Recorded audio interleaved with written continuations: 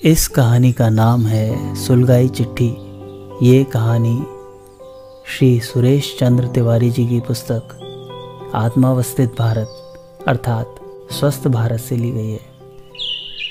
ये कहानी है राम भरोसे की, जो आपकी और हमारी ज़िंदगी से जुड़ी हुई है।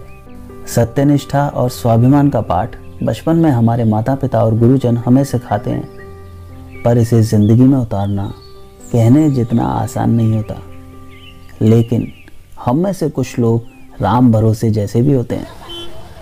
आज राम भरोसे गांव की एक मोबाइल शॉप से स्मार्टफोन खरीद रहा है। जब से लॉकडाउन लगा, राम भरोसे को काम धंधा भी कभी कभी मिलता है। सूखी रोटी और हरी मिर्च की चटनी उसका छोटा सा परिवार, राम भरोसे, उसकी पत्नी और उसका 15-16 साल का बेटा बड़े प्रेम से साथ बैठकर खाते। पर आज राम भरोसे ने जो थोड़ा बहुत पैसा बचा कर रखा था, वो स्मार्टफोन के लिए दुकानदार को दे दिया और बाकी पैसों को किश्तों में देने का वादा दुकानदार से करता है। अरे क्या कह रहे हो राम भरोसे भैया, छोरा की पढ़ाई न रुकनी चाहिए और बाकी जो पैसा है वो बाद में दे दबा दियो। कछुई लिखा पढ़ी की जरूरत ना है, आपस की सी बात है भैया। ठीक है भैया, तुम जैसो कहो। मुँह पे जैसे ही पैसन को इंतजाम होगा मैं देवे आ जाऊंगा। अरे भैया आप घर को जाओ, छोरे स्मार्टफोन को वेट कर रहे हो। राधे राधे भैया। हाँ भैया, राधे राधे। राम भरोसे दुकान से निकलता हुआ सोच रहा था कि आज भी सच्चाई की कद्र है। स्मार्टफोन खरीदने के पीछे की वजह थी राम भरोसे का बेटा गोपाल। गोपाल पढ़ाई में बहुत होशियार है। सरकारी स्कूल में पढ़ने वाले गोपाल ने इस बार 10वीं की परीक्षा बहुत अच्छे अंकों से पास की थी। पूरे स्कूल में पहला स्थान पाया है। कल जब परीक्षा का परिणाम निकला तो गोपाल ने ऑनलाइन पढ़ाई के लिए स्मार्टफोन की जिद पकड़ ली। कल जब वो स्कूल से दौड़ता हुआ घर आया, माँ बाबा, माँ बाबा, कहाँ गए लाला? क्या बात है? माँ बाबा कहाँ है? अरे लाला आ गो, कहाँ हुआ? का रिजल्ट आया है? माँ बाबा, मैं पूरे स्कूल में फर्स्ट आया हूँ। क्या कह रहे हो? सही में का? हाँ चंदा, सच कह रहे हो लाला। मार्कशीट पे लिखो है, देख। हैं? सच्ची? देख लो, मेरे छोरा ने नाम रोशन करो है। तुम्हारी छोरा, हमारा तो कछु ना है।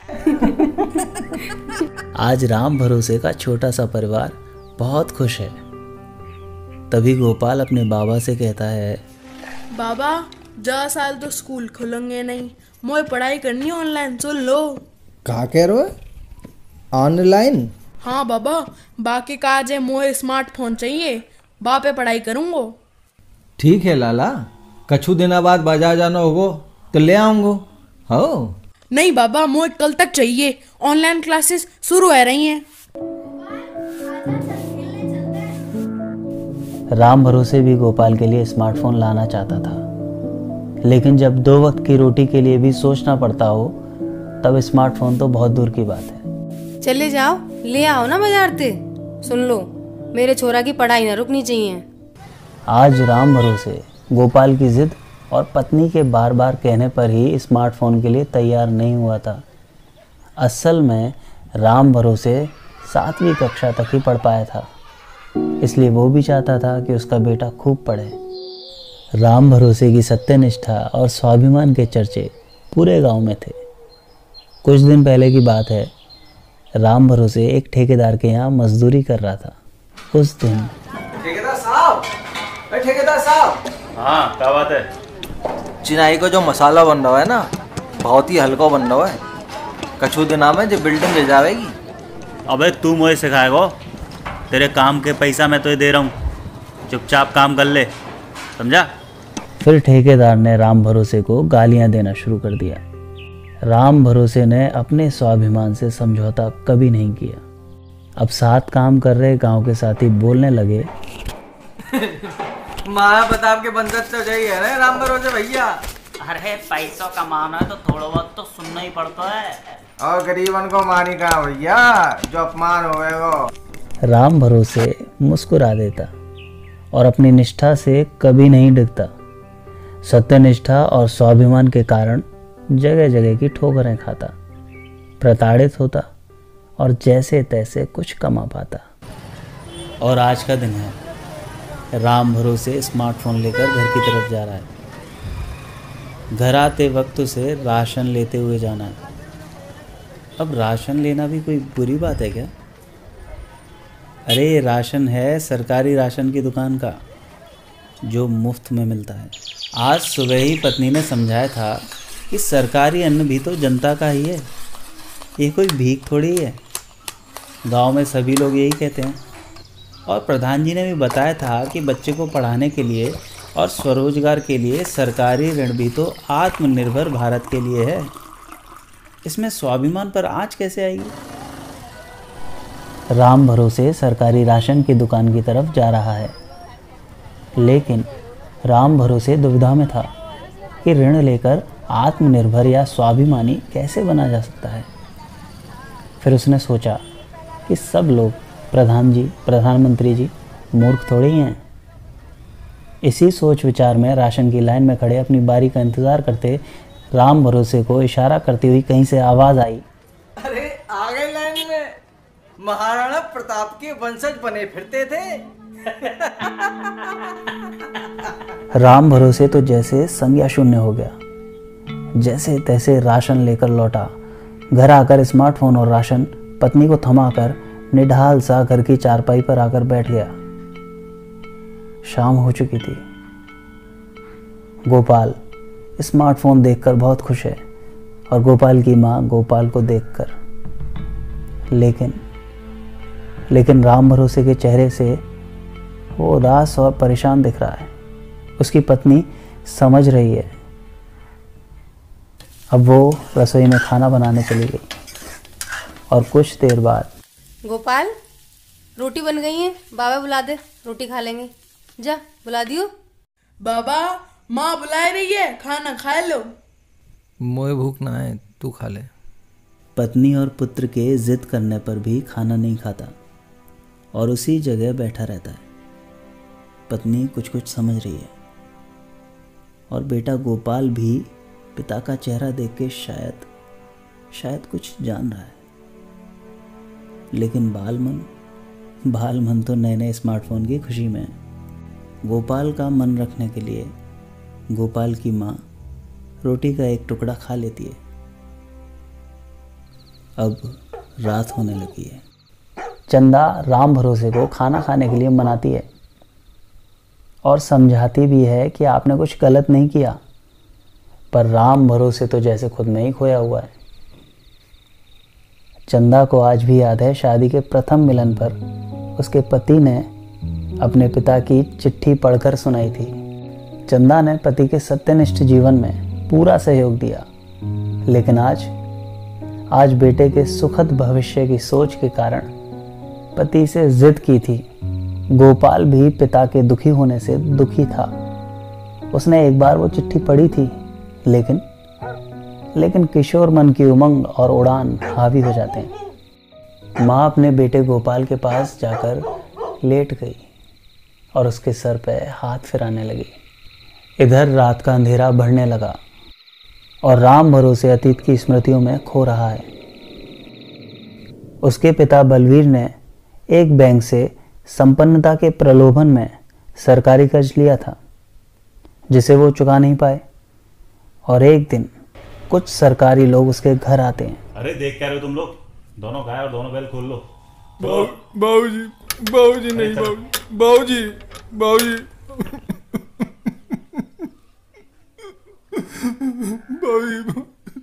राम भरोसे के पिता बलवीर कुछ दिनों बाद खेती किसानी छोड़कर मजदूरी करने शहर चले गए। वहां से पैसे भेजते और राम भरोसे अपनी माँ के साथ गांव में ऐसी झोपड़ी में रह रहा था। राम भरोसे के माँ बाप उसे पढ़ा लिखा कर बड़ा आदमी बनाने का सपना देख रहे थे। माँ ने उसे एक सरकारी स्कूल में भर्ती करा दिया था और उसे हमेशा सच बोलने की सीख दी। राम भरोसे अब 7वीं कक्षा में आ गया था। तब उसे अपने पिता की पहली चिट्ठी मिली। माँ तो अनपढ़ थी, लेकिन पिता काम चलाऊ लिख पढ़ लेते थे। पिता की चिट्ठी पाकर उसे ऐसा लगा मानो जैसे उसे पिता ही मिल गए हों। उसने वो चिट्ठी माँ को पढ़कर सुनाई। माँ ने राम भरोसे को कहा कि चिट्ठी में लिखी बात को पूरे जीवन याद रखना और निभाना। कुछ दिन बीते और 7वीं कक्षा का परिणाम निकला। राम भरोसे पूरे विद्यालय में प्रथम आया था। खुशी से दौड़ता हुआ घर पहुंचा तो माँ रो रही थी। राम भरोसे के पिता चल बसे थे। कहते हैं पिता का साया सर न हो तो छत खुद ही ढूंढनी पड़ती है। राम भरोसे पढ़ाई छोड़कर मजदूरी खेती करने लगा। कुछ और समय बीता, माँ ने उसकी शादी करवा दी और जल्द ही वे भी चल बसी। राम भरोसे चिट्ठी का मर्म समझने लगा था। जब भी मन अशांत विचलित होता, माँ की सूरत सामने आ जाती और चिट्ठी निकाल के पढ़ लेता। चिट्ठी में टूटे फूटे शब्दों में लिखा था, रोटी के लिए परदेश मत जाना, स्वाभिमान से जीना ही जीना है, कर्ज कभी नहीं लेना और सच से बड़ा कोई धर्म नहीं है। जब भी परेशान होता चिट्ठी पढ़ लेता और आत्मविश्वास से भर उठता। लेकिन आज राम भरोसे का मन शांत ही नहीं हो रहा है। पत्नी चंदा गोपाल को सुलाकर पति के पीछे आ खड़ी होती है। राम भरोसे गहराती रात में अंधे कुएं में जैसे डूबता जा रहा है। उसे लगा कि ये चिट्ठी ही सारी परेशानी का कारण है। मैं इसे जला दूंगा, हाँ मैं इसे जला दूंगा। वो अपनी पूरी ताकत लगाकर उठा और चिट्ठी लाकर माचिस की तीली लगा दी। गोपाल को शहर में नौकरी मिल गई है। अब वो अपने पिता राम भरोसे को साथ ले जाने गांव में आया है। राम भरोसे बीमार है, एक चारपाई पर लेटा है। गोपाल अपने बाबा के पास आता है और कहता है, बाबा मुझे शहर में बड़ी नौकरी मिली है, वहीं साथ में रहेंगे, चलो मेरे साथ, चलो ना बाबा। गोपाल, मैं प्रदेश ना जानो, मैं कहीं नहीं जा रहा हूँ। मेरा दम यहीं टूटेगा। जब जमीन छोड़ दो, मैं ना जा रहा हूँ। गोपाल तू जा बेटा।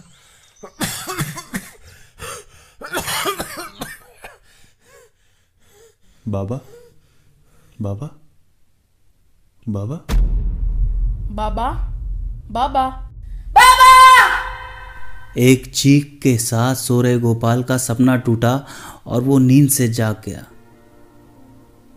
अब वो पिता के पास जाता है, जहां पिता ने माचिस की तीली से चिट्ठी जला दी है। सुलगाई चिट्ठी देखकर पिता के पास आता है। गोपाल की आंखों से आंसू बह रहे हैं।